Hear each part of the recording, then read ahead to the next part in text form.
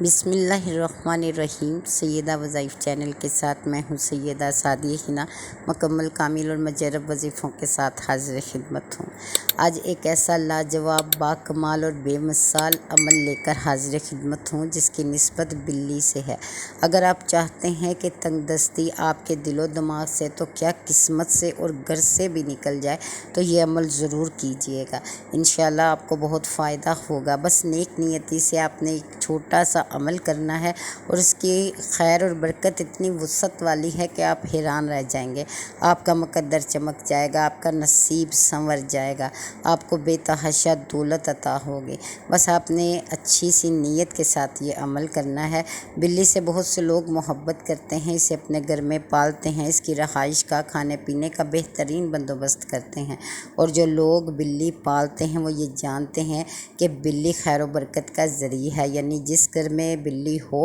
اور اس کی آرام و آسائش کا خیال رکھا جائے تو اس کی دعا کی برکت سے اللہ تعالیٰ ان پر مشکلیں بھی ٹالتا ہے اور انہیں دولت مند بھی کرتا ہے۔ لیکن کچھ لوگ ایسے ہیں جو اس عمل کو بہت عام عمل سمجھ کے کرتے ہیں۔ اگر آپ اسی عمل کو بہت خاص سمجھ کے کریں گے تو انشاءاللہ اس کا آپ کو فائدہ ہوگا۔ آپ نے کیا کرنا ہے، کس طرح سے نیت کرنی ہے اور کیسے یہ عمل کرنا ہے، میں آپ کو سب تفصیل سے بتاتی ہوں۔ سب سے پہلے تو آپ نے نیت کیا کرنی ہے۔ اگر آپ کے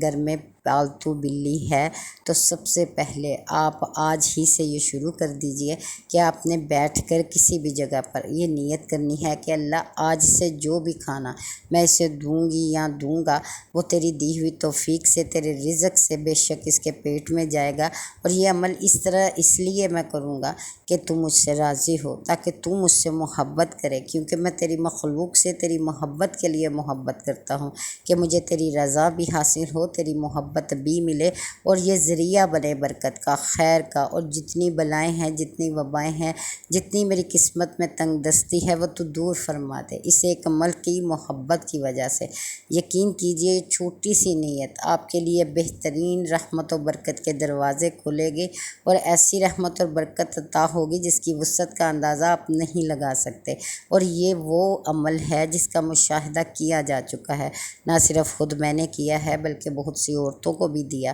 جس عورت نے یہ عمل کیا ہے، جن کے گھروں میں بلی تھی، اور اللہ تعالیٰ نے بہت خیر و برکت سے نوازا، نہ صرف وہ عورتیں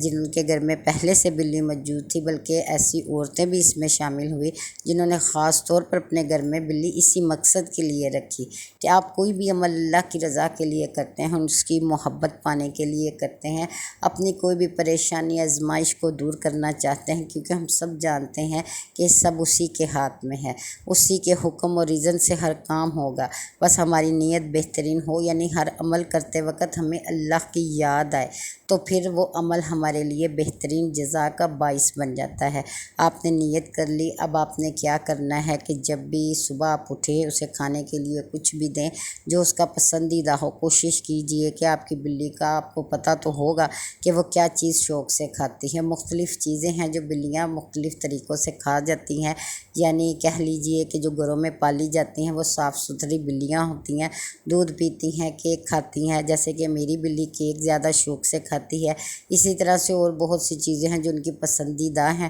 تو اگر آپ اس کا وہ بندوبست کریں صرف اس نیت سے کہ یہ چیز اس کی من پسند ہے اور میں اللہ کی رضا اور محبت کے لیے اسے دے رہا ہوں، اللہ کے رزق سے، تاکہ میری تنگ دستی دور ہو، میری پریشانی دور ہو، میری یہ حاجت پوری ہو، اللہ میرے اس عمل کو پسند فرمائے، مقبول عمل میں شامل کرے، یعنی آپ نے اللہ کو یاد کرنا ہے۔ اس میں بنیادی بات یہ ہے کہ ہر کام کرتے وقت آپ نے اللہ کو اپنے ذہن میں رکھنا ہے، اس کی یاد سے اپنا سینہ معطر کرنا ہے، یعنی ہم روزمرہ جو بھی کام کرتے ہیں، جیسا بھی کام کرتے ہیں، کچھ لوگ سمجھتے ہیں کہ اپنی طاقت کے بل بوتے پر کرتے ہیں، اور کچھ لوگوں کو یہ یقین ہوتا ہے کہ یہ اللہ کی دی ہوئی توفیق سے یہ کام مجھ سے مکمل ہوا، یا یہ کام میں کرنے لگا ہوں، اس کی توفیق اللہ نے مجھے دی کی ہے تو میں تب ہی ممکن ہوا ہے کہ اس کام کو مکمل کر سکا۔ تو آپ ہر بات میں اگر اللہ کو یاد رکھتے ہیں تو اللہ آپ کو بھی یاد رکھتا ہے۔ بس اسی